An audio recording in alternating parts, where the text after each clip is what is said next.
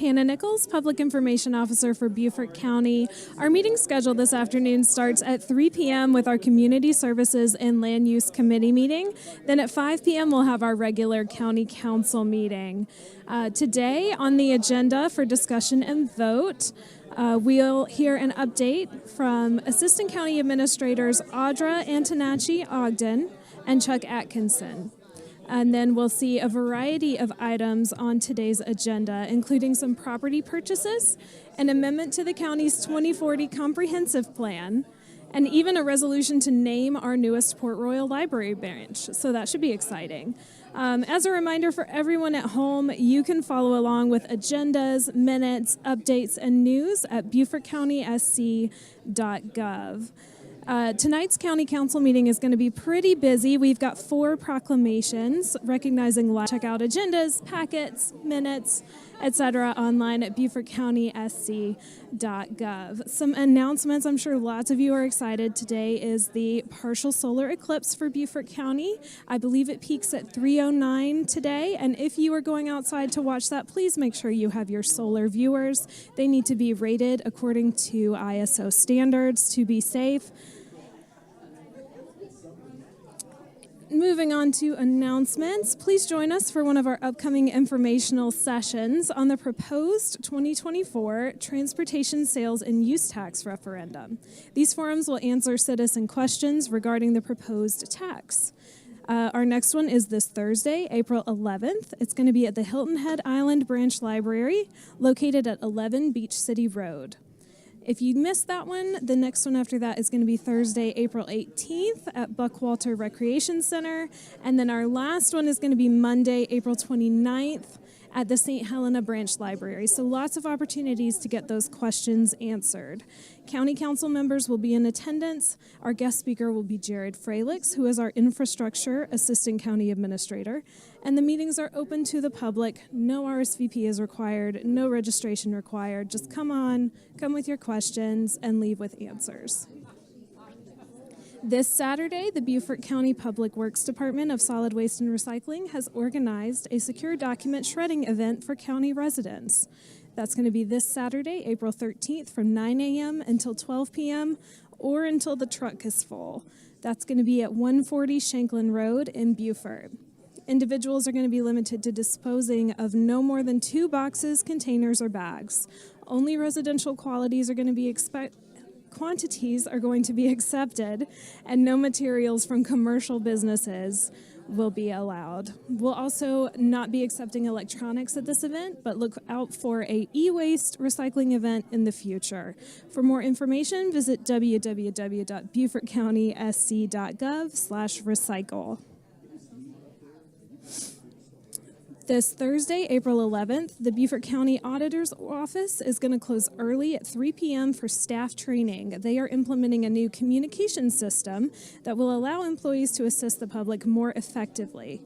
The Bluffton office is going to remain open, and the Beaufort office will resume regular hours on Friday, April 12th. Now we are getting close to the meeting time. Just a reminder for those of us turning in, it is the Community Services and Land Use Committee meeting at 3 o'clock. Thanks for joining me on the Council Countdown.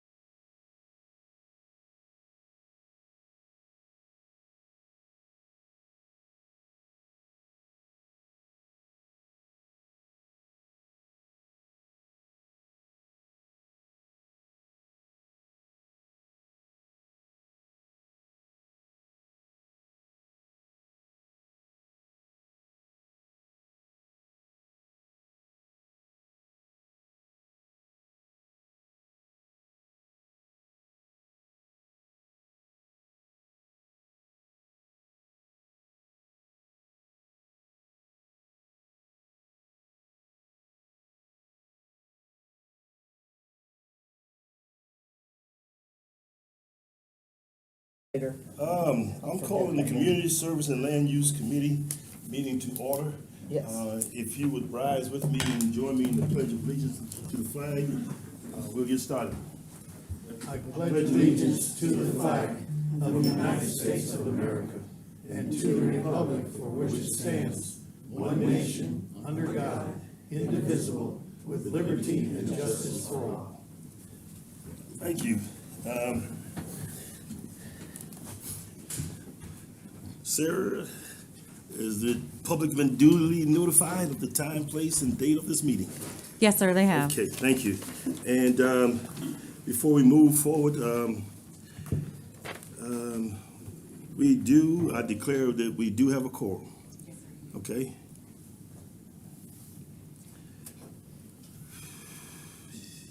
Okay. First order of business is the approval of the agenda. I'll make the motion to approve. Okay, Tab has made the motion. I'll second. Gerald has seconded. This will be approved without any objection. There's no objection. Okay, it is approved. Thank you. And the next order of business is citizen comments, and we have two at this time. The first. Minutes. Over to the minutes. Oh, I'm sorry. I'm moving too fast. The approval of the minutes. Any motion? I'll motion. Paula has done so. Tom has seconded. Second. Okay, thank you. Absolutely. We're not awake yet, I don't think. And Okay. that will be approved without any objection, and I don't see any objection. Now we're down to the public comment. Jesse, I've been wanting to hear from you, so I've been anxious to hear from you. So you first on the agenda, and followed Jesse is Teresa White. And that's all I have at this time, those two comments. Jesse, you on. Thank you. Jesse White with the Coastal Conservation League. I wanted to first offer our full support for updating the comprehensive plan to include the long-term resilience strategy as an appendix. We also look forward to helping support the staff as appropriate in implementing some of the recommendations and strategies from that plan. Secondly, I wanted to urge council to follow the recommendation of staff and the unanimous Planning Commission in denying the rezoning of the 86 acres at 98 Jennings Road from T2 rural to C3 neighborhood mixed use. And this rezoning should be denied because it fails to satisfy the criteria for a rezoning under the Community Development Code. It is not consistent with the comprehensive plan. It failed to utilize the method for a rezoning that's identified in the comprehensive plan, the place type overlay.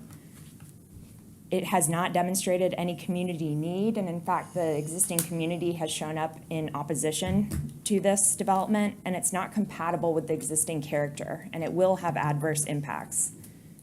This area is completely lacking in infrastructure to support the kind of development that's already been approved. There have been thousands of new units that have been approved in this greater Burton area, and the infrastructure in terms of the roads, in terms of Beaufort Jasper water and sewer actually having the capacity to serve, it's just not there right now. And so by approving an upzoning before all of the cumulative impacts are known and understood, you're essentially putting the cart before the horse. And we urge you to follow the Planning Commission's denial and staff's denial in that rezoning. Thank you. Thank you. Ms. White?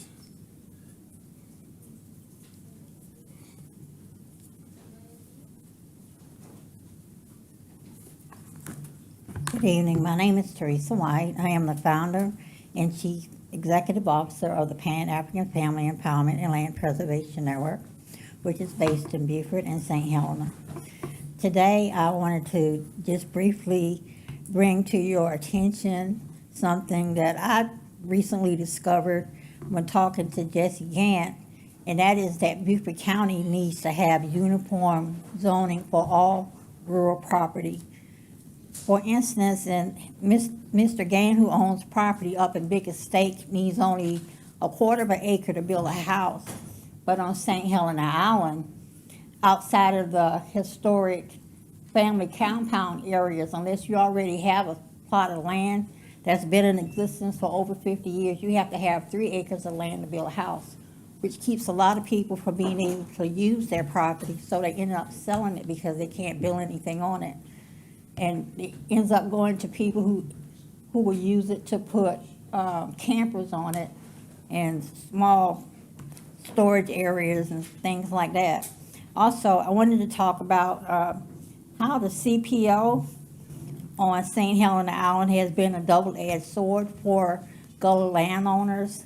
There have been millions of millions of dollars worth of property lost as a result of the CPO making it impossible for people to be able to properly develop their land to its maximum economic impact. And so when they can't pay the taxes because they continue to go up, they end up selling the property or losing it through delinquent tax sales. Our organization has been able to save over $20 million worth of property throughout South Carolina and portions of Georgia. But we understand that zoning and ordinances like the CPO do have a negative impact on Black owners, and we'd like to see that change. Thank you. Thank you. Do we have one more? Yes, sir. Yes, ma'am, come on. Please, you're on. Yes, ma'am. Just go ahead and state your name. My name is Joyce. I'm in agreement with the young lady that just spoke a few minutes ago. And the issue is, I think, is that you guys are thinking that people are equal to corporations. You see? So the people who are living in their own homes, getting just a meager little income, have to have 3 acres to put a home on their land, while the corporation can come along and build as many homes on the land as they want to. So it's unfair to the people who are making just a little bit of money, because Beaufort County and all don't even pay that much, and y'all know that. And it's not that many people in Beaufort County that Beaufort County pays at least $77,000 a year, or $70,000 like that. So you're asking corporations to come in here and build at the same rate you're asking the local people who are working here to build at the rate corporations can build. And we can't do that. We really can't. We can't match the amount of monies that corporations are receiving. You all already know that during the pandemic, the government pumped monies into these corporations. And how much money did they give the people? $2,600? Just in time to come and pay their taxes. And that's when Beaufort County opened back up their office so that the people in Beaufort County can come pay their taxes. And so we're voting you all in, and we're asking you all to help us address our needs, and not only just the corporations, but the people. It is the people who need the help, not these corporations. They're not living people. So when you ask the government to fund corporations, more than likely the government matches those funds. The government ain't matching nothing for us, nor is the government providing all of us jobs. Beaufort County can't afford to hire everybody in this county, let alone pay the few you have. I think about 500 or 600 employees, let alone pay the 500 or 600 employees you have $70,000. You can't afford it. So I'm asking y'all to at least consider the people in the community who is trying to maintain and make a living. The pandemic hurt us too. You understand? So please, please be considerate that while you're bringing all these businesses and everything, granted, we all need money, but we all can survive during this tough time too, without you all continuing to put hardship on the people. Mr. Chairman. Jane, thank you. Yes, sir. If I might, just for the record, Ms. Joyce Gibbs, she's speaking to our item 9 on our agenda, the 98 Jennings Road project. Yeah, that's the item she's addressing in her comments. Okay. Thank you, Mr. Dawson. Moving to item number 7, the county administrative report, and Ms. Ogden is coming right now. Is Mr. Atkinson also coming, or just you? I believe he Just you? is, sir, yes. Okay. Good Thank you. afternoon, committee members. Just a few things I want to update you on in the Community Services Division. Last week, voter registration had their first of many community forums. These community forums is to provide information for upcoming elections, early voting, the mail-in absentee process, and polling locations. So they sent out, I believe last week, a PSA giving the dates of those community forums and the locations. The Alcohol and Drug Abuse Department has been very busy. The last Narcan distribution event was in the town of Port Royal. I'd like to thank the town of Port Royal for welcoming the department and setting up their event outside of Town Hall. That event, they provided 68 boxes of Narcan to community members. Staff is working on having another event at the end of this month at the Human Services Building location.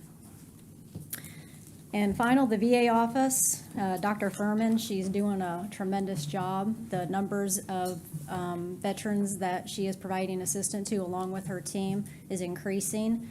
She is also working diligently and coordinating with our bases to support our transitioning service members. So she's doing a great job. She's getting the word out that we have a local VA office. So if there's no questions, that Okay. concludes my. I just Yes, want to make a Tab. few comments, Audra. So first of all, the veterans meetings, they've held several in Sun City. They're extremely well received. I think they packed each one. There were, there were no seats left.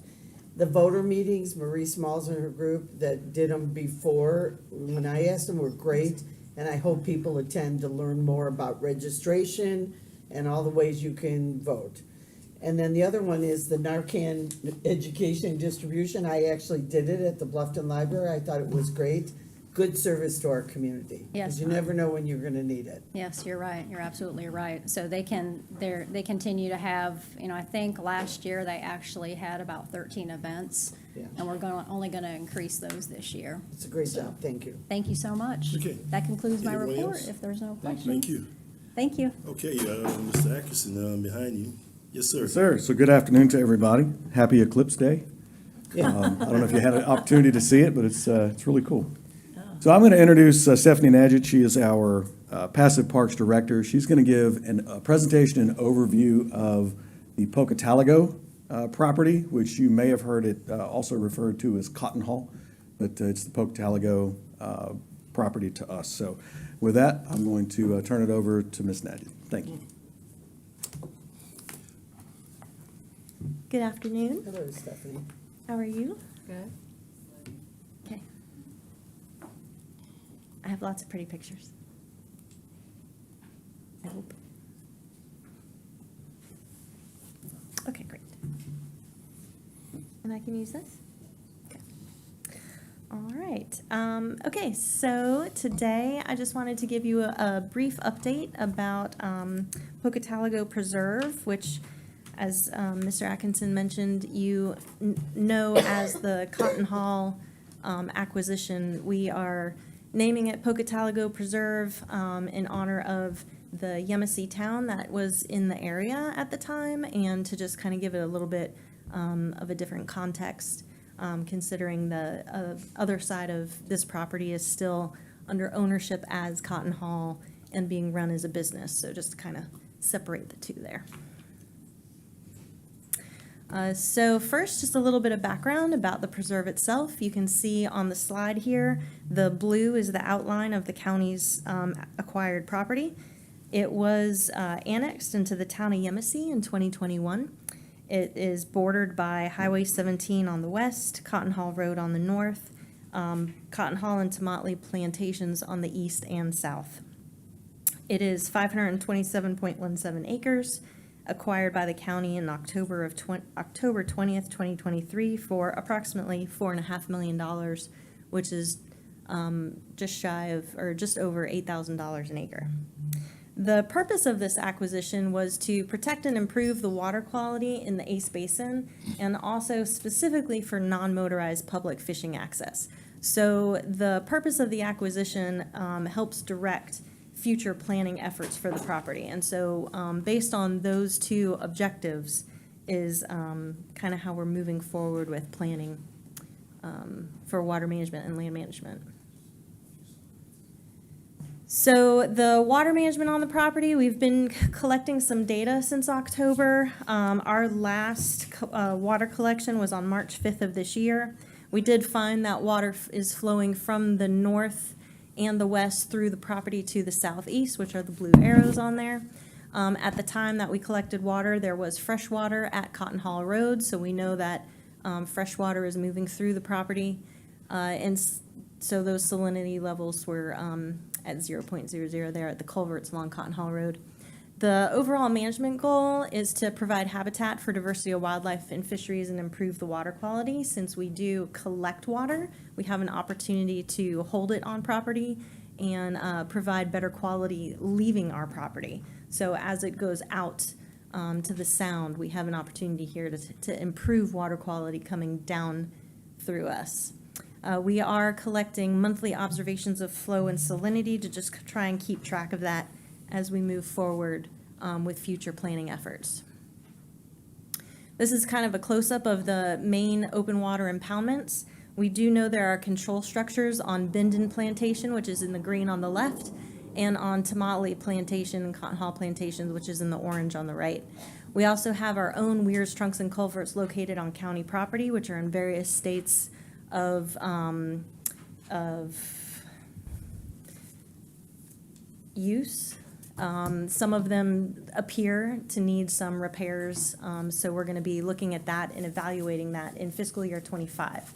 One of the things that I've requested a budget for is to do planning specifically for this property, and that is to evaluate the structures we have on property, engage the stakeholders that all contribute to this water management issue here through this section of the county, and then create a water management plan where everybody can come to some kind of consensus about. Not trying to control what other people do on their property, but just trying to figure out how we can control water on our property so we're not causing off-site issues, but also meeting the objectives of the purpose of the acquisition. The other side of this is the land management side. So we have a management goal for habitat restoration for diversity of upland and wetland flora and fauna. We've done quite a bit of data collection here as well. We were able to do a Christmas bird count January 4th on the property. We noted 35 different bird species that we counted in 2 hours of time, not to mention various other bird surveys we do on the property for existing known species. So that helps kind of direct us with our restoration goals and what are the species that are there and how can we improve habitat for them. We also have trail cameras that we've set out that have captured a number of different wildlife, their presence and identification. I will be doing habitat surveys, which are, they're called nested plots, where you do a tree plot, a shrub plot, and a graminoid plot. And so those surveys will give some better indication of existing plant species and the structure and function of those habitats. We also did actually catch some poachers in January, duck hunting on the property, so we were able to have DNR go out there, and those folks did get ticketed. So we are keeping an eye on that. I just received a text on Sunday saying our neighbors heard gunshots over there, so we're looking into that too. Again, in fiscal year 25, aside from the water management plan, I do want to also create a land management plan, which is going to specify specific stand management goals and objectives. And I'll show you a little bit about what that looks like here in a second. Stephanie, before you go on, the 35 species of birds, are several of those migratory? Well, for the Christmas bird count, they would have been, yes, many of them would have been winter migrants. Mm-hmm. Okay. So these are some pictures we received from the trail camera. We've got actually a very healthy population of bobcats and coyote out there, as well as white-tailed deer. And you can kind of see that nighttime picture of the river otter But we've gotten a few pictures of some river otter that are using those open water impoundments. So it's pretty fun to see the diversity of wildlife already out there. So the north parcel, we have an opportunity here where some fields were cleared back in the day. They've been like this for quite some time. They were used for, as far as I understand from the previous owner, planting corn and sunflowers. But in order to plant corn and sunflowers, existing forested wetland had to be cut down. And so the areas in green are what I believe to be mixed hardwood wetland forest, which is what the adjacent community that hasn't been cut down is. So we're using the existing forested wetland as a reference point, as a reference plot, and reference conditions in order to restore that mixed hardwood wetland reforestation efforts. Part of the planning for next fiscal year is to collect more data to be able to definitively create goals. The orange area is an opportunity, and you'll see here in another picture, is an opportunity to maintain some diversity within the habitat. It is a little bit higher and drier. You can see in the green, the darker areas of the field, that indicates where there's more moisture in the soil, versus in the orange areas, it's less moist. So it is a little bit of an opportunity here to maybe sparsely vegetate with some longleaf pine, but keep it more as like a pine savanna grassland, and that would help benefit some of those bird species we see like meadowlark, savanna sparrows, some of the things that we saw that really like that open field condition. And each of those are roughly like 100 acres. So it's big swaths of land that we're talking about. The picture makes it look smaller than it is, but it's that whole north parcel is approximately 300 acres. The blue impoundment area there is part of the water management area. So you see the arrow coming from the north to the south. That's how the water is draining across Cotton Hall Road into our property. Those used to be old rice plantations. They have since grown up into cattail marshes, and so they are emergent vegetation marshes now. And so we want to incorporate those into the water management regime and see if there's an opportunity to hold water and use those natural wetlands to continue to clean and improve the water quality on the property. And then in the south parcel, similarly, the green area that you see, the green polygons, for some reason, the entirety of that mixed hardwood wetland was clear cut in 2022, just prior to the county purchasing the property. I believe it's because the prices for hardwood timber was very good at that time, and so it's likely that the previous landowner saw it as a way to earn some extra dollars, but it did leave us with a little bit of a mess. So consulting with my forester at the moment, the current thought is to just let that grow back up. It was left in a condition that would be very difficult to reforest, but it did leave a lot of stumps, and those stumps are now sprouting. So we're getting a lot of regrowth already just in the 2 years since it was cut. But we do have to collect some more data just to make sure we're not getting anything particularly invasive. And then the orange areas are some areas where some pines were planted and were also cut. And so you'll see on the left side of Highway 17 there is Binden Plantation, and you can see how open that is with the open grass and the scattered pines. So that's the structure and aesthetic that we could replicate on our side of the road to also help improve the area there for some of those grassland birds, and especially for quail. I know Binden Plantation is specifically doing habitat management for quail. Is that quail natural or that's quail? That I don't know. Yeah. It would okay. be a conversation during our Sure. stakeholder engagement. Mhm. Okay. So that is just kind of a little brief summary of some data that's been collected and where we hope to go in the next fiscal year. And hopefully we'll have another update for you maybe later this year or early next year. Any questions? Question. Okay. Yeah. Yes, sir. Thank you for your presentation. Stephanie. You're welcome.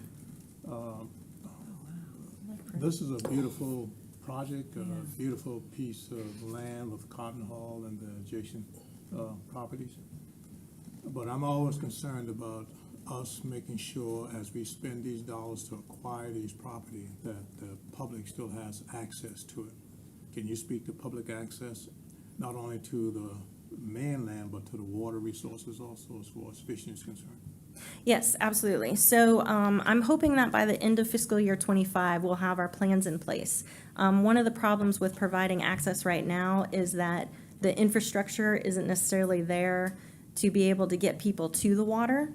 And the weirs, the culverts, and the trunks, and the bridges need evaluated before we start letting people walk or drive.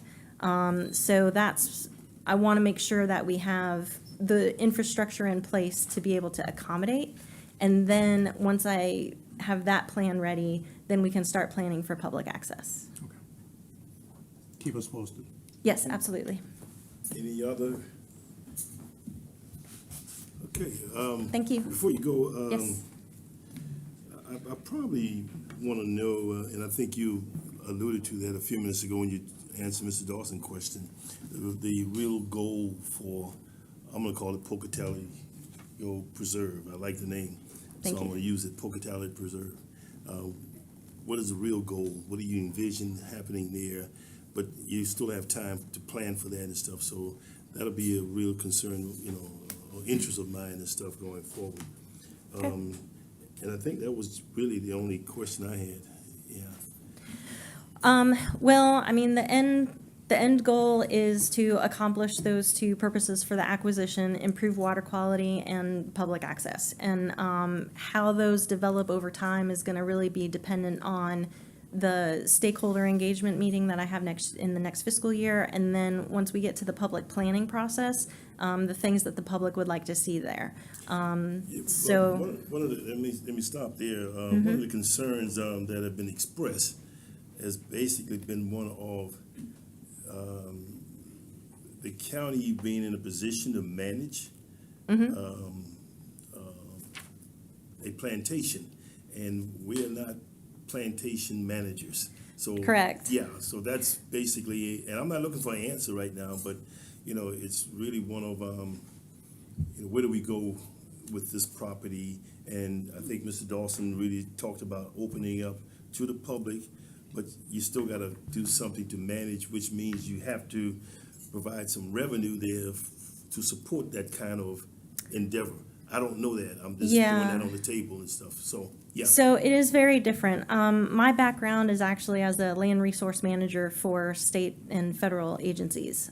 So I've done this type of work for 25 plus years. Governments managing plantations are not the same as private entities who manage plantations. They definitely need to have a specific amount of revenue coming in. Governments already have a specific type of revenue that can be budgeted to go towards things. The vision for this property is habitat restoration, not farming, not rice plantations, not a hunting plantation, so it's a very different viewpoint than a private entity who would manage 530 acres. I think that this county is in a very unique situation where they have hired somebody who has the experience to do habitat restoration, wildlife management on a large piece of property. And so that's going to be my focus moving forward, is treating it similarly to how the state would manage a wildlife management area, or how another government entity would manage a habitat restoration project or preserve. Would that open it up to the public at some point in time? Yes, absolutely. It's just, we just have to gather some additional data first before we're able to do that, like we do every other property. Right, okay. Yeah. So let's be real quick. As I always do, I never pass up an opportunity for a shameless plug for funding. This particular project is unfunded with the exception of doing the study that we're currently engaged in. We've asked for that funding. And I believe we have some funding for a conceptual plan for public access and development of the property, but currently, whatever we come up with how we're gonna develop it, provide parking, bathrooms, access, fishing piers, all that stuff, that is currently unfunded. So you can expect when we get into our fiscal year '26 budget cycle, we're gonna be back asking for funding for that. And I have no idea how much that's gonna cost. It will be in the millions, I assure you. So, anyway, thank you. We knew that was coming. Yes, ma'am. Okay. Thank you. Okay. Anything else?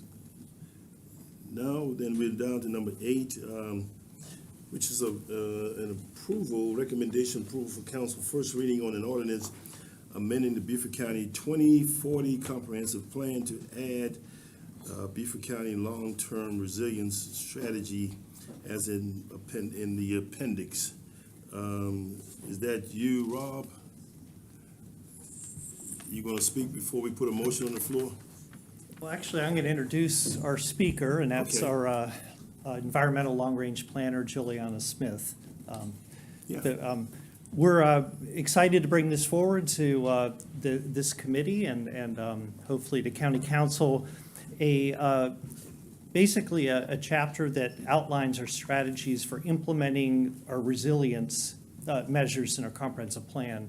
And if you remember from the comprehensive plan that we adopted 2 years ago, resilience was one of those threads that is woven throughout the plan. And, you know, we live in a low-lying area with a lot of unknowns with regard to storms and storm events. And how we plan for that greatly impacts, you know, the way we recover in the future. You know, if we have the right plans in place, we have good information coming in, we're in a better position to bounce back after an event. And that's really what this chapter is meant to accomplish. This is also something that we've worked on in conjunction with, actually with other entities in the county, with the municipalities, with the development community, but also within different departments. And we have representatives here from Public Works, CIP, and engineering as well, because these recommendations kind of span different departments. So with that, I'm going to introduce, oh, there you go. She snuck up behind you. I snuck up on him. Yeah. Good afternoon, all. Thank you so much for allowing me to be up here. I'm excited to talk about this long-term resilience strategy. Again, my name is Juliana Smith, and I am a staff member who gets to work on both the Green Space Program and other environmental initiatives that the county is taking on. And so today we have a quick presentation for you all on the long-term resilience strategy. And the first slide that I'm going to show here is really just kind of a reminder of where we've been in recent years when it comes to things like sea level rise and the impacts from hurricanes and tropical cyclones. So this is 2017 Irma. That is the waterfront park in downtown Beaufort. And I just like to keep this image in my mind when I'm working on these things because it kind of helps me stay focused on what we've experienced and what we don't want to have to deal with as much as we move into the future, what we want to be resilient against. So the term resilience has been coming up quite a lot lately, and a big reason for that is that our state has taken the initiative to put resilience front and center. So in 2020, they passed the Disaster Relief and Resilience Act, which did two pretty big important things to advance resilience here in the state. It created the South Carolina Office of Resilience, which is doing great work up there at the State House. If you all haven't been tuned into what they're doing, I encourage you to check out their website. Lots of good things going on. And it created a requirement that all comprehensive plans include a resilience element moving forward, which is super important because it gives all of our communities the nudge we need to start to think about resilience and assess what we need to do in the future to improve resilience locally. So what does resilience mean? For the state, resilience is described as our communities, economies, and ecosystems' ability to anticipate, absorb, recover, and thrive from natural hazards and environmental change. And I'd like to point this out because a lot of folks might think that resilience is really all about the environmental side, but it is so much more about our communities, and of course that involves our economies. These are all important facets of resilience and what we're thinking about when we're talking about it. Another way to conceptualize resilience in a more kind of visual way, which I like to do, is with these fun graphs that we have right here. On the left side of the screen, you see a less resilient system, and on the right, you see a more resilient system. On that y-axis, that vertical line, you see functional capacity, so basically a system's ability to function under normal conditions. And this can be anything. This could be a roadway network. This could be a stormwater conveyance system. This could be an air conditioner at somebody's house. It really could stand for anything. And then time is across that x-axis, the horizontal line across the bottom. And essentially what you see is the difference between the less resilient system on the left and the more resilient system on the right is that when our system, when our air conditioner, our roadway system, whatever it is, runs into an acute hazard, when it's more resilient, the damage that it takes on is lessened and the time to recovery and return back to that baseline functioning is shortened. So that's really the goal here with the resilient strategy, is to anticipate the impacts of future conditions so that when we experience damage, it's not as worse and we can recover and get back to that thriving baseline as quickly as possible. And we want to do this because we are experiencing change here in the Low Country. I'm going to show you two different tide gauges. They are both NOAA tide gauges. And I'm showing you two because we don't have one for ourselves here in Beaufort County that's a NOAA tide gauge. So we are extrapolating based on these two. The first is the Charleston, South Carolina tide gauge, which has been online for 100 years. It's been collecting data since the mid-1920s. And what it shows very clearly, you can see on their graph right there, is that tide levels have been rising. They've been rising in the past 100 years. They've risen 1.1 feet. And what's really interesting about this is that in the past 24 years, so since 2020, 6 inches of that 1 feet has occurred. So we know that not only are our tides getting higher, but the rate of change is increasing in the most recent decades. If we look at the NOAA tide gauge that's closest to us, this is the Fort Pulaski tide gauge in Georgia, we're seeing the same trend. Granted, this tide gauge hasn't been on quite 100 years yet. In the mid-2030s is when it will hit that anniversary mark, but it is still showing and collecting data that indicates we'll see about 1.2 feet of sea level rise over the time of 100 years for that tide gauge. And if you look in the top left of the screen, you've got 12 inches to 20 inches. We saw this on the last slide too. This is the anticipated rate of sea level rise that we expect to see over the next 25 years, so by 2050. So we're basically doubling what we've seen over the past 100 years in the next 25 years or so. This is kind of the medium anticipated potential outcome for sea level rise. And so this is why we feel like we really need to be thinking about this, right? We really need to be planning for this and doing everything we can to absorb those impacts and recover from them appropriately. And then one more way to show this, just in case I didn't know how hard I needed to drive things. But these are the flood days at Fort Pulaski's tide gauge since it's been on the line since 1935. A flood day at that tide gauge means that high tide reached above 9.5 feet. So that's when they start to see flooding impacts in the communities near that tide gauge. And for every day that happened on at least one of those tides. And so you're seeing here how the bars get taller towards the end of that chart when we get to our more recent years. So we are seeing that coastal flooding is becoming more of an issue in recent years in our coastal areas. And this is the tide gauge, by the way. If you looked at the long-term resilience strategy, this is the tide gauge that we base all of our examination of past events and anticipated future events on, because it is the closest NOAA tide gauge to us, and it experiences a really similar tide range to what we experience here, compared to the Charleston tide gauge, where conditions are different. So Beaufort County has been thinking about resilience for a while now. When we adopted our comprehensive plan in 2021, one of the primary themes that was interlaced throughout that document was resilience. So we have been touching on it, thinking about it, and planning for it to some degree, but we felt it was prudent to create a specific resilience chapter in the form of the long-term resilience strategy to better meet the intent of the law passed by our State House and to better bolster resilience here in Beaufort County. Overall, what this long-term resilience strategy does is it takes a look at the experienced effects of climate change and sea level rise, so not just the tidal changes we're seeing, but heightened, more intense rainstorms, the impacts for our tropical cyclones and hurricane seasons. It gauges what the anticipated future trends are based on what we've seen already, and it recommends strategies for fortifying resilience, and all of that helps supplement our comprehensive plan.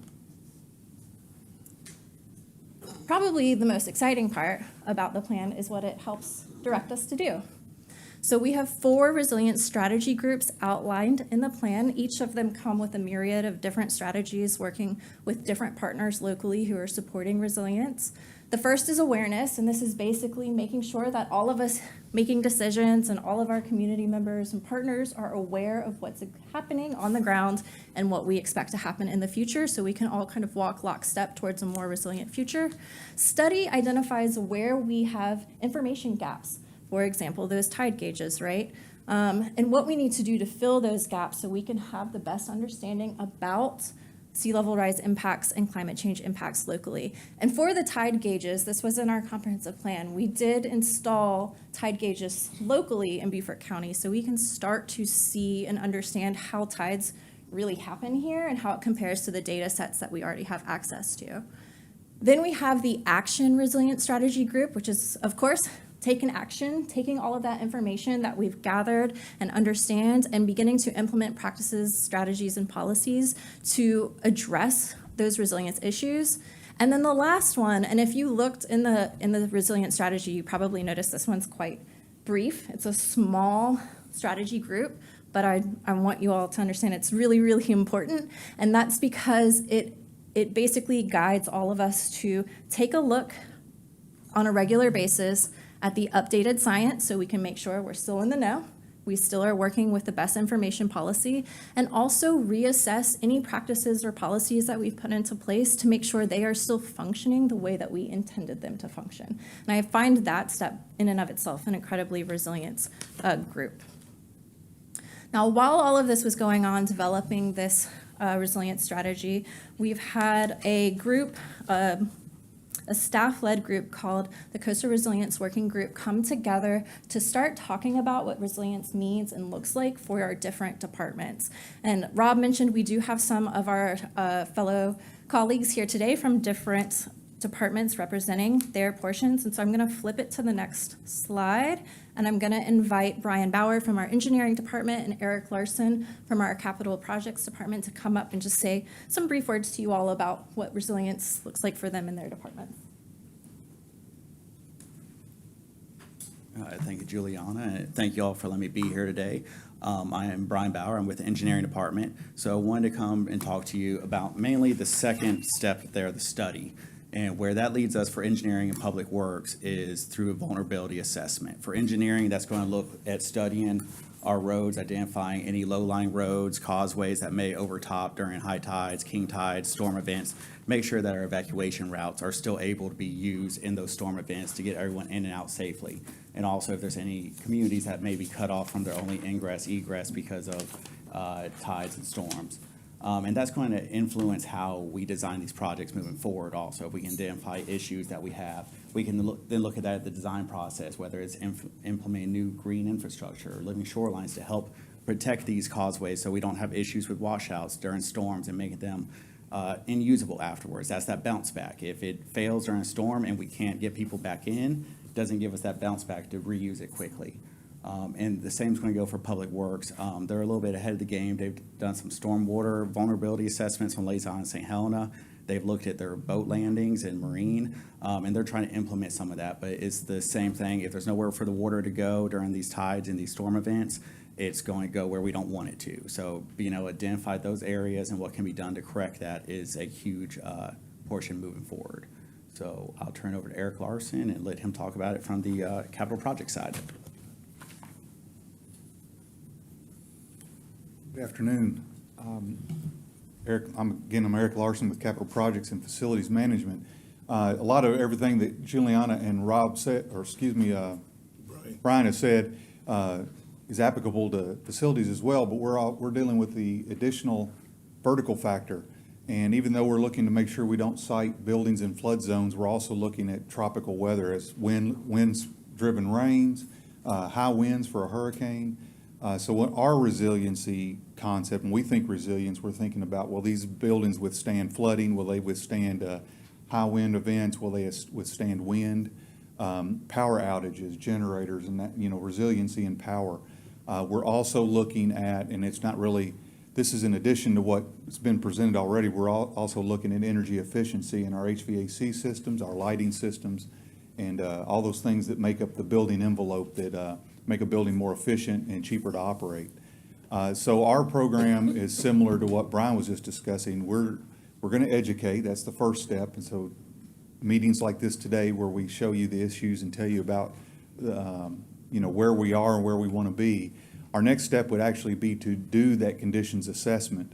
And we did do a facility management master plan a few years ago, but that was more about space allocation and how many people do we have and how many buildings and square footage do we need. The next level of that is to get into the buildings and look at their condition. How old is the roof? How old is the HVAC? Is it in a flood-prone zone? Is it always leaking because wind-driven rains? Or is it not safe to be in during a hurricane or a Cat 1, Cat 2 where we're sheltering in place? Looking at all those things and figuring out what that delta is and where we're at and where we want to be, and then start implementing those through annual budget requests, capital projects to meet those needs, et cetera, et cetera. Then it's not over. It's a secular method. We have to go back and reassess every few years and see, has the building gotten worse? Has it gotten better through a capital project? And do we need to shift our focus? So in a nutshell, that's what we're doing on the facilities maintenance, management side and capital project side. And I'll take questions when we're all done here. I'll hand it back over. I just have a couple more slides. I'll be quick about it. And I did want to say, if you're interested in some of the more department-specific strategies that have been identified that these departments have pulled out and talked about for themselves, they are an appendix in the long-term resilience strategy, so you can dive into that as you'd like to. So what's next? Well, we're all here today to talk about the long-term resilience strategy and how it would be an important addition to our comprehensive plan. So we see that as, in the short term, the first thing that we can do. It'll get us started towards moving towards the vulnerability assessments, like our colleagues from our other departments discussed just now, which will lead us into the ability to identify funding for projects, for resilience projects. And having a long-term resilience strategy in place opens the door for additional funding outside of our own local budget. There's lots of resilience grants out there, and having plans that talk about why resilience is important to the community and what our priorities are really help us be competitive in that grant market. And then, of course, once we have our recommendations from our vulnerability assessments, we've identified funding, then we can begin to retrofit and adapt as needed. And this also includes kind of adjusting our policies so that we're thinking about resilience on the front end, so it's not always kind of coming back and adapting, so we can kind of get that taken care of in the first place. And I do want to mention that this process helps us support our resilience partners in the area. So we did have input from our local military installations who took a look at the long-term resilience strategy and helped showed us where we can all kind of work together towards a more resilient community in general. So with that, I open the floor for questions. I'm glad you had that last part, because that was my question. It's very important, yes. I have a question. Yes, Ms. ma'am. Brown. You mentioned Fort Pulaski. Yes. That's Georgia, isn't it? Yes, ma'am, it's in Georgia, yes. Why did you use that as an example? So we use the Fort Pulaski tide gauge because there are two NOAA tide gauges that flank Beaufort County. One is in Charleston and the other is in the Fort Pulaski area in the Savannah River. And of those two tide gauges, all of the tide information that we have here locally in Beaufort County, like if you look at your tide chart, comes from an extrapolation from those two tide gauges. We chose the one in Savannah because it's closer to us than the Charleston one, and because the tide change that they have there, it mirrors ours more than what's going on in Charleston. Charleston sees about a 6-foot tide difference, and we're closer to that 8 feet that they're seeing in the Savannah area. Well, it's pretty low out there. I've been Yeah, it can be really low. Yes, ma'am. real low. Any other question? Just on the, Chairman, Sure. on the funding, where are you looking at? What are your thoughts on funding? Well, there's lots of grant opportunities out there. The National Fisheries and Wildlife Federation has resilience funds that come out. I think it was the infrastructure law that came out brought out a lot of funding for resilience. There's lots of other opportunities. We have the REPI program with the Low Country Sentinel landscape that's been put in place. It really kind of helps us be super competitive in that arena. There's lots of stuff out there. Thank you. It's I appreciate exciting. that. Yeah. Very much That's why I'm glad that she mentioned the military, because there is funding there from the federal government, and just the mere fact that they participated in Gregory Neck, Right. because that's part of their resilience. That whole entire area is part of their resiliency, and so I really appreciate. And I think the question becomes for us, once we put this in our comp plan, is really how do we bounce back after that tragic day that comes? So being prepared to bounce back as quickly as we can. So if there's no other question, I'll entertain a motion. I have a comment. Yes, ma'am, go ahead. So in the thing that was provided in our packet, which is really good, the county long-term resilience strategy. Yes, ma'am. Report, section 4 dealt with sea level rise and extreme weather, which everybody should look at because we all know we're coming up to hurricane season. But I thought this was really good information, and I just wonder, is this made available to the public other than they have to go through our packet and find it?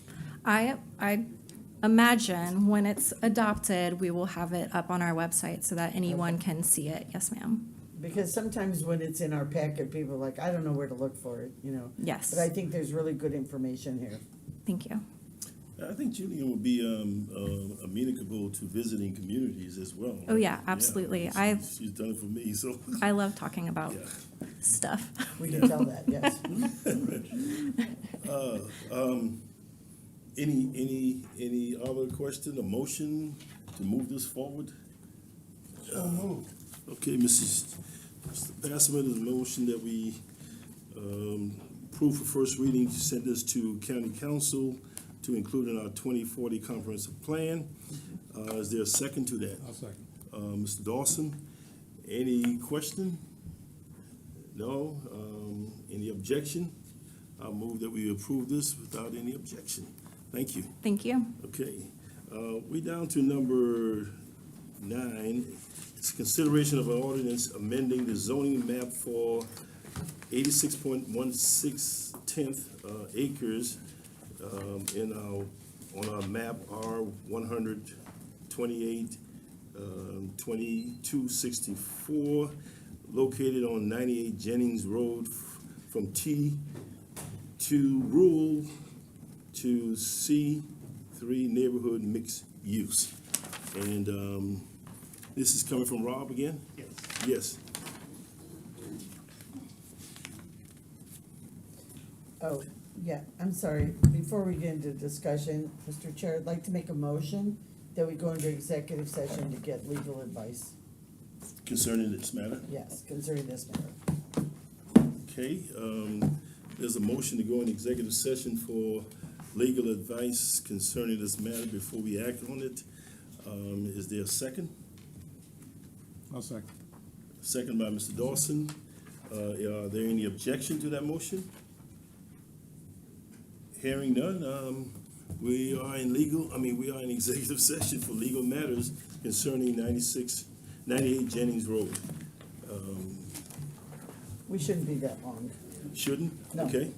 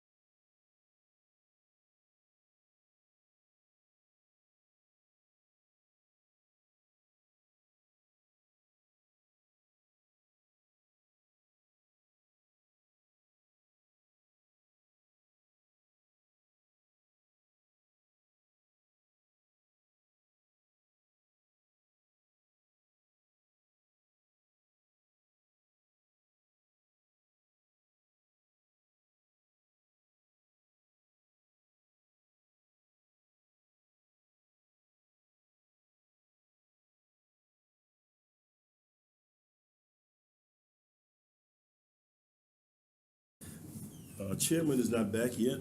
Yeah. We're on the air. We are? Yes, sir. Okay. We are back in an open session. We were in executive session. There was no action coming out of executive session. So at this time, I yield the floor to Mr. Merchant. Okay, well, good afternoon, Mr. Chairman, members of the committee. What we have under consideration by the committee is it is a consideration of an ordinance amending the zoning map for 86.16 acres located at 98 Jennings Road from T2 rural, the current zoning, to C3 neighborhood mixed use. Sarah, I don't know if you could bring up the staff report where we have the map. This property is located, the property owner is Clara Nietzsche, and it's located at 98 Jennings Road. This is in the Burton area of northern Beaufort County. I think if you scroll down further down, we have an existing map of the existing zoning and then what is being proposed for the site. So the current zoning of the site, as you can see on the top map in the light green surrounded by the red, is zoned T2 rural. And actually, if you look at this map, I think there were some questions about where this is located. That property located directly to the west of it that is yellow, that's Battery Creek High School. So this is along Jennings Road, which goes from Broad River Boulevard up to County Shed Road in the Burton area. So that kind of gives you an idea of its location. With the current zoning of 86.16 acres, it allows one dwelling unit per 3 acres. So that would allow, for example, 28 single-family houses. The applicant is proposing to change the zoning to C3 neighborhood mixed use, which is indicated in yellow, as you can see in the proposed zoning map. That particular district allows density for single-family residential neighborhood up to 2.6 units per acre. And I believe it's the intention of the applicant to build, or that would accommodate 184 single-family detached homes. So you're looking at, more than 6 times the density that would be permitted under the current zoning. Rural is meant to, it's a zoning district that is primarily residential, and it is located in areas of the county where there's an interest in promoting lower density or more rural residential development. In addition, this is a corner of this site corresponds with Noise Zone 1 of the Airport Overlay District that is part of the Marine Corps Air Station. So that also would explain some of the land use patterns in this area. The proposed zoning district, as I mentioned, which would allow 2.6 dwelling units per acre or approximately 186 houses, that's meant to be more of a suburban zoning district, allowing moderate density residential development. And so that's what the applicant is proposing. When staff reviews a zoning amendment, the ordinance directs us to specific standards. So in Article 7 of our codes, we have specific standards that need to be considered in determining whether to adopt or deny a proposed zoning map amendment. And then, this also directs county council to weigh these factors and make a decision. The first of those is this rezoning consistent and furthers the goals and policies of the comprehensive plan? That is important because the comprehensive plan provides the framework for the zoning ordinance. It really provides a rationale for making decisions about what the use of property should be. And in our evaluation at staff level, we believe that this is not consistent with the comprehensive plan. While the density that is in the plan, it is consistent with our comprehensive plan, it is very specific in this area that any future upzoning would follow the place type overlay district methods of upzoning and the hamlet place type. Those are indicated in our comprehensive plan, and that has not been followed with this rezoning. This is a straightforward change in zoning from rural to C3 neighborhood mixed use. We also look at whether it's in conflict with the provisions of this development code or the code of ordinances.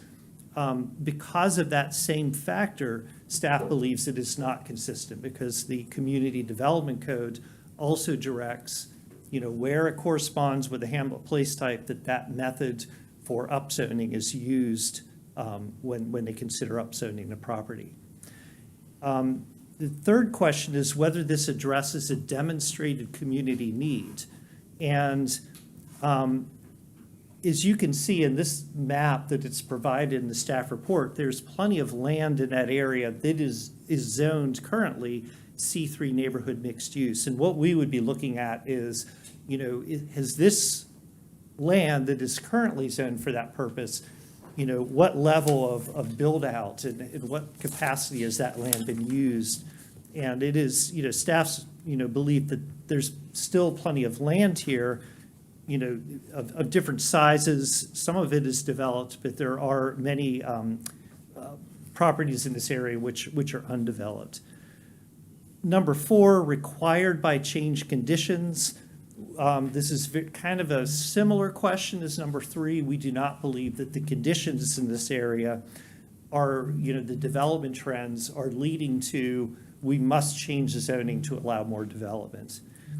Number 5, is this zoning change compatible with existing and proposed uses surrounding the land subject to the application? It is the appropriate zone and uses chosen for the land or for the property as it currently is. Staff believes that this is that this change is incompatible with the existing land uses around that area, and that current zoning, the T2 rural, is consistent with it abuts other land that's zoned T2 rural, and it is consistent with the undeveloped properties, especially going north of this site. Would not adversely affect nearby lands. There's concerns that this would introduce developments and of an intensity that is incompatible with the surrounding rural residential development in the area. The Planning Commission heard from many residents that were concerned about the impact of the development of this property and it would have on the residences in the area. Number 7 would result in a logical and orderly development pattern, and I believe that this question was more or less addressed in number 5 and number 6, and we're looking at how compatible this change would be to the land uses around it. Number 8 would not result in adverse impacts on the natural environment, including but not limited to water, air, noise, stormwater management, wildlife, vegetation, wetlands, and the natural functioning of the environment. Now, obviously, any development of property is going to have an impact, and so we look at, this particular site.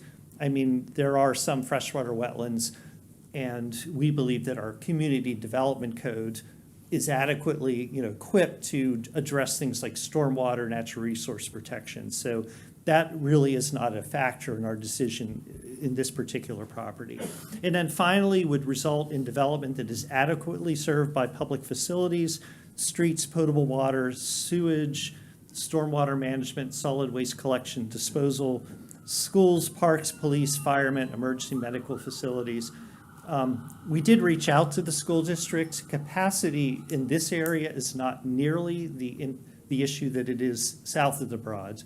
So the school district is not as much of a major factor in this decision, but there are concerns about such things as water and sewer capacity in this area and the road network, which is really sized for more rural development. And so, I would say that in number 9, it's not necessarily completely inadequately served, but we do have concerns, especially one of the things the city of Beaufort has been dealing with in this general area is undersized water pipes and, not adequate to serve the intensity of development. And we were not able, we worked with Beaufort Jasper Water Sewer Authority to get a definitive answer to that, but we've kind of raised that as a concern, and that's obviously something that the applicant can bring up as well. With all that, our staff recommendation, staff recommends denial of the proposed zoning amendment. And we offer 3 reasons to kind of follow those criteria. The first is that the proposed rezoning is not consistent with and does not further the goals and policies of the comprehensive plan. The plan specifically recommends for a Hamlet Place type overlay, a framework that aims at ensuring orderly and walkable development within the area, which is important, especially in areas where a school is present, and this is in proximity to Battery Creek High School. Number 2, it does not address a demonstrated community need. And number 3, it is not required by change conditions. In fact, it is important to note that there exists a notable abundance of undeveloped properties currently zoned C3 in the vicinity. Okay, before we open it up, Rob, I know you mentioned it went before the planning commission. Yes, and I you wanna- apologize that I should mention, yes, and it did go before the planning commission, and at that time, they unanimously voted to recommend denial of the rezoning. Okay. And they stated as their reasons the ones that staff gave in the staff's recommendation. Okay, want to open up for questions or concerns at this time. Before I do that, just want to remind council that there's a motion that we need to deal with this. We either going to make a motion to approve the application that's being submitted, or we can make provisions to that application. While she's doing that, you had said 2 words about a place type overlay and a Hamlet place type. Yeah. As one of the considerations as to whether this should be approved or denied. Is there a good explanation you can give to us what the difference is between what is being proposed and what a Hamlet place type would be? Yes, and so currently, what is being proposed is a straightforward zoning amendment. So they're changing the zoning from T2 rural to C3 neighborhood mixed use. What that would mean is that anything that is permitted in the neighborhood mixed use district could be developed on that property. And I know that the developer, they have intentions of a single family subdivision on that property. So it's, the rezoning doesn't, lock in any particular type of development, or it doesn't master plan it, show you a street network. But that's something that the place type overlay district would do. It would tell you the network of streets where open space would be preserved on the site. It also, in its, what it requires is something that would connect neighborhoods and also be pedestrian friendly. So, for them to use in this location, it would probably, we'd want to see some connectivity to Battery Creek High School or neighboring developments near it. So. Okay. We're still waiting. Another question? Ms. Brown, and then. I Mr. have Ritz. some questions. We had a situation last November where we had 70 acres and they wanted to build 400 homes on it. Mhm. And they want to build a school, or it's near a school, right? Is this the same thing? Like the same thing we're talking about? Like, how many homes does this person want to build? Well, I And how think, many acres is it? yeah, the example that was brought forward last fall was an example of a place type overlay. So they had, Was a what? it was a place type overlay. So Right, it okay. provided, Place. it was a master plan community with streets, with open space. All of that was provided So that's one of the big differences. Okay, so my question is, how many homes on this, how many homes do they want to build and how many acres? That would On- give me a better idea. On this site, 86 acres, and they want to build up to 184 single-family homes. 140, 100 and what? 184. And this is near a school, right? Yes. yes, Like it's, across the street. yes. Isn't that in our comp plan, though? No? No. I thought that was part of our comp plan. I think what we're saying is there is a methodology for upzoning this property, and that's following the place type overlay that we had mentioned, that Hamlet place type. Okay, now that the map is up, Yeah. Okay, Yeah, okay. the bottom is being proposed as the new designation. yes, We see in yellow to the right of that, on the right-hand side. The left-hand side is Battery Creek High School, correct? Right. yes, Okay, the right-hand side is a piece of property that looks like it's undeveloped. yes. Are you saying that if they purchased that property, because it's already designated the upzoning that they're looking for, that this would be an approvable project? Well, I would say that with the caveat that I believe that that other property is very low in elevation. You know, we would have to analyze that. So it's a lot of land, but some of it is wetland, you know. But yes, that property is zoned C3 neighborhood mixed use. I just want to follow up on the chairman's question. The C3, any other locations around that 86 acres, that's C3 classified right now? All of that yellow? All that. That whole area underneath it, to the left of it, that's all C3? Yes, yes. with the, as you can see directly below Battery Creek High School, so I guess, southwest of this property is the Mint Farm subdivision. So you have C3 land, but some of it's developed. You do have along Broad River Boulevard, some smaller lots. They're more like rural residential communities in the Burton area. So there are, not all of it is necessarily open, but there is a lot of land in that area that is zoned C3 neighborhood mixed It is use. not built out at this point? Correct. Thank you. Mr. Chairman.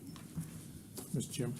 So- Right there, and I'm coming to you, Mr. So a Dawson. secondary question is, when you talked about a Hamlet Place type, gives you more information of exactly how this development would be laid out? Yes. Okay.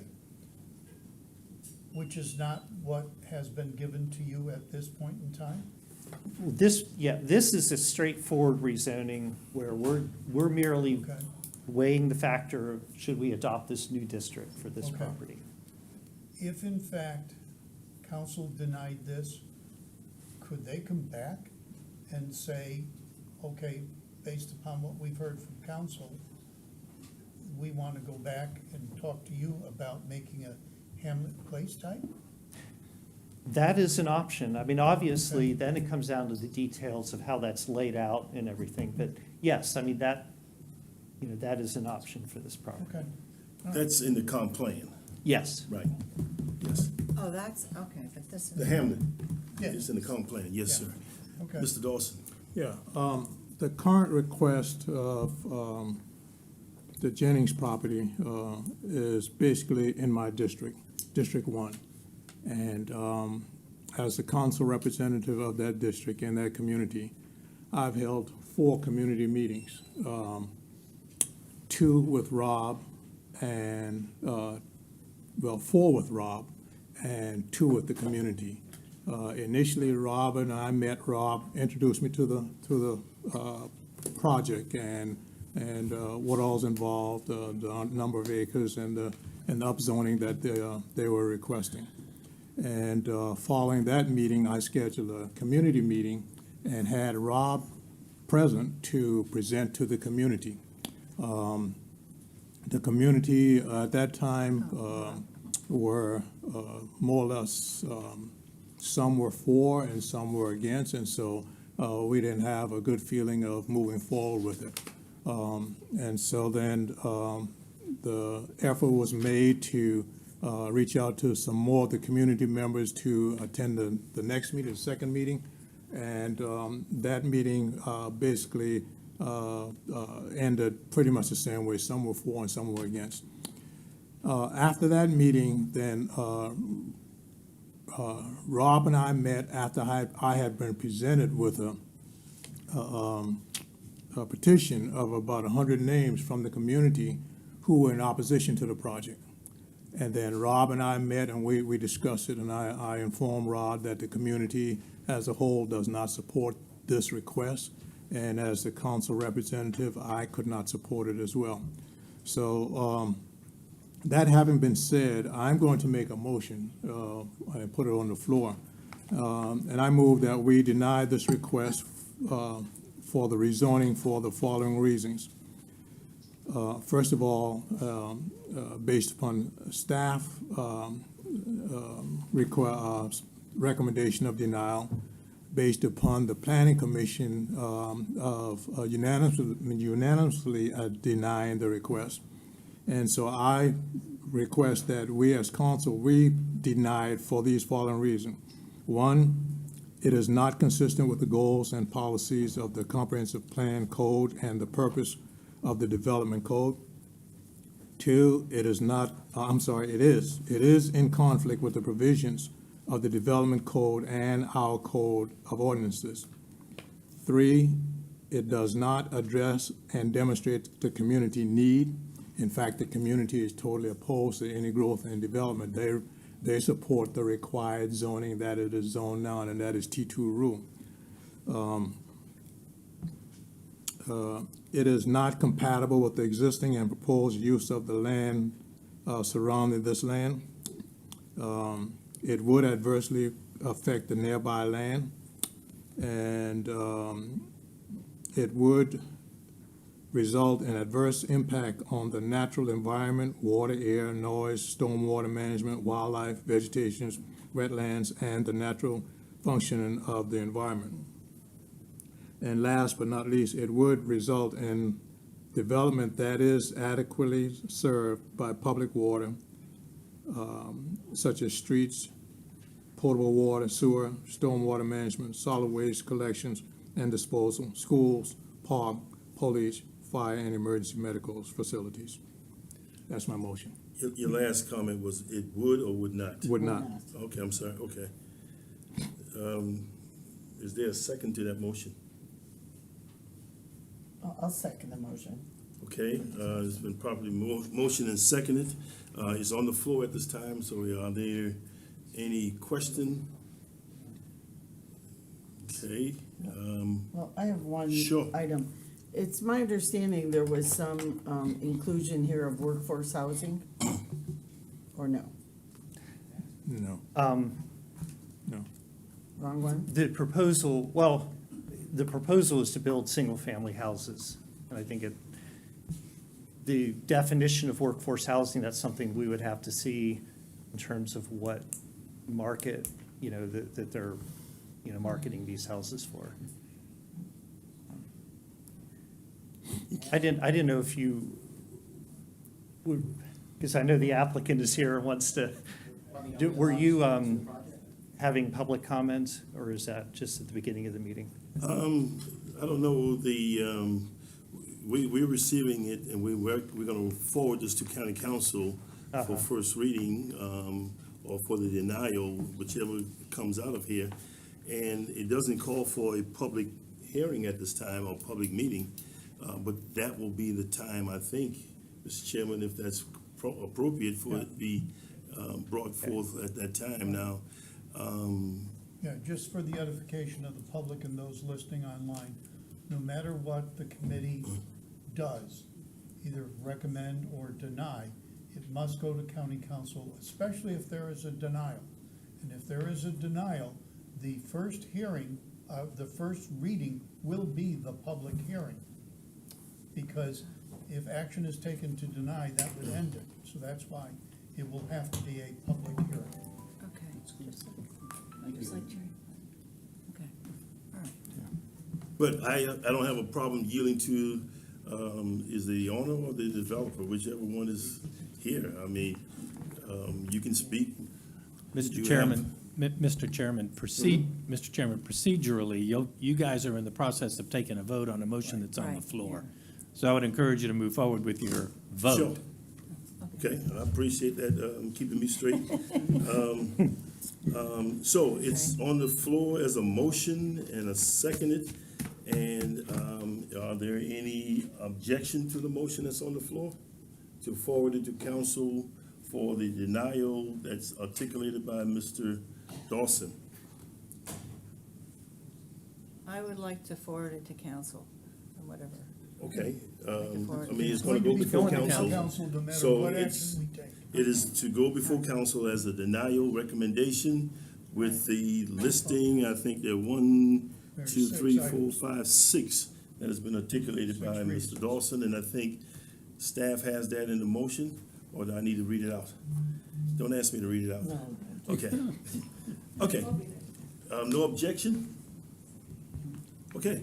All right. We're moving it forward to council as a denial. Okay. And at that time, you, sir, you can come before council with any comments and stuff during the public hearing. Okay. It's a recommendation coming before council in a form of a motion to deny, and it has to be a public meeting at that time. So you'll be granted that right to come before council and express that concern. Is that saying it right, Mr.? Yes, sir. It'll be a Okay, public thank you. meeting and a public hearing. And the applicant can make a presentation at that time. It can also make a presentation during 3 minutes in public comment, too. As well, okay. So you have 2 times chances to do that. Okay, Okay. thank you. We're running short of time. Yes, sir, we're gonna move this real quickly. Number 10. Yes, sir. So I'm presenting a resolution to name the Port Royal Branch Library in honor of former Town of Port Royal Mayor Samuel E. Murray. On February 14th, Port Royal Town Council passed a resolution requesting that the new Port Royal Library location be named in honor of former town mayor Samuel E. Murray. On March 27th, the library board met and they voted to recommend approval of this resolution to name the Port Royal Library in honor of Mr. Murray. A little background on Mr. Murray. Former town of Port Royal Mayor Samuel E. Murray served as a member of town council for 18 years and as mayor for 6 consecutive terms. During Mayor Murray's time in office, the town of Port Royal thrived, including numerous beautification projects as well as new infrastructure and buildings erected throughout the town, with a major focus by the mayor on the development of the port property. Mayor Murray was a graduate from the South Carolina State College with a bachelor's and master's degree in education, and in 1999, he retired as the principal of James J. Davis Elementary School. He was for many decades an ambassador for the community, contributing greatly to the quality of life throughout the town, Beaufort County, and the state. Because of these and many more accomplishments, it is fitting to recognize Samuel E. Murray's years of dedication and service to his community, which have brought great credit upon himself, his family, and his community. It is staff's recommendation that this resolution be approved, and the naming on the sign, I don't have a rendering for you, but the proposed rendering through our CIP is Samuel E. Murray Public Library, and then under the bottom, it will say Port Royal Branch, and we'll have a logo of Beaufort County on the lower left side, and we'll have that rendering when this item gets to council. I'd like to Thank make you. that motion, Mr. Chair. Okay. I'll second that. Mr. Dawson has seconded. Oh, okay, sorry. And I would say that Mrs. Howard is not here, that's her district, Right. and she She's strongly an advocate for it. support the recommendation. Are there any objection to the motion that's on the floor? No. No objection, we will move this to council. Thank you. Number 11, recommend approval of a council of a resolution recognizing Fair Housing Month. Yes, you on. Yes, sir. This item is a resolution recognizing April as Fair Housing Month. This is something that is brought forward every year and is adopted every year. So this will proceed to council for approval. Okay, motion to move that forward to council, So move. seconded by Tom, you did that? I saw you shake your head. Second. Okay, any objection? We'll move it forward. I'm just gonna comment to the public, just like the chairman did, in the session, is that, next year, we hope that we get it much earlier than April. April will be gone by the time we get this approved. I do my best, sir, but yes. No, I will do it's that. not on you, it's on those that are out there.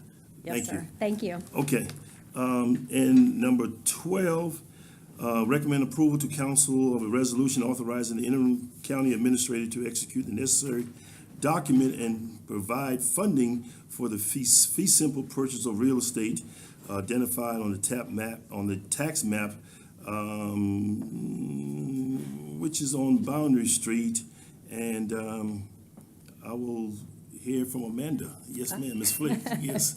Hi, Chairman, committee members, good to see y'all again.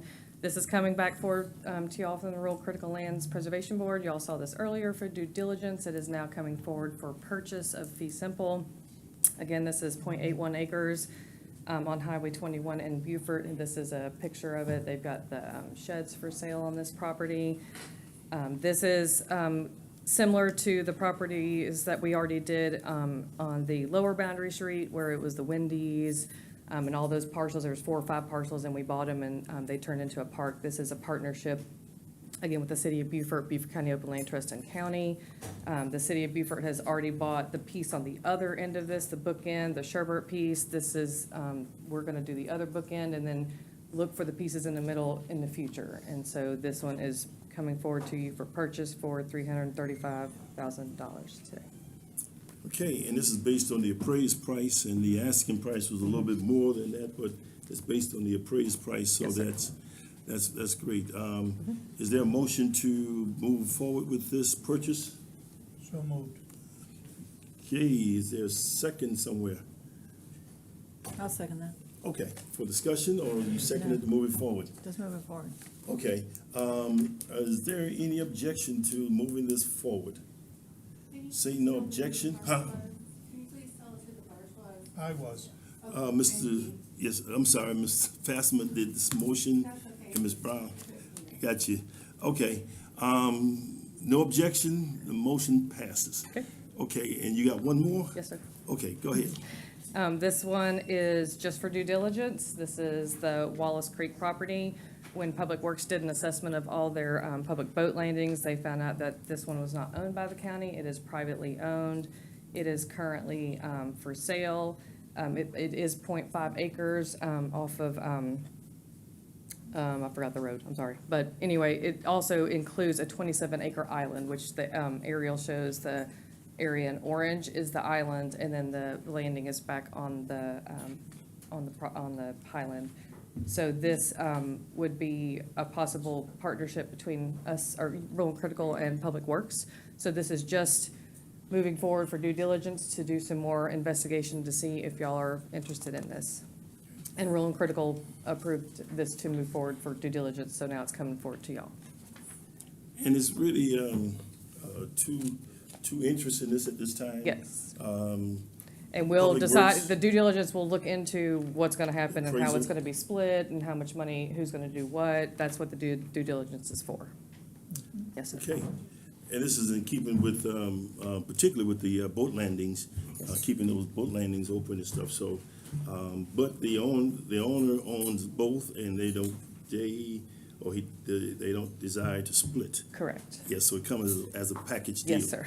So is there a motion to move this forward for due diligence? So moved. Mr. Chairman, I'll second. Mr. Dawson, any objection? No objection, Mr. Chairman, this meeting is adjourned. Thank you. Did I move that fast enough? Yes, sir.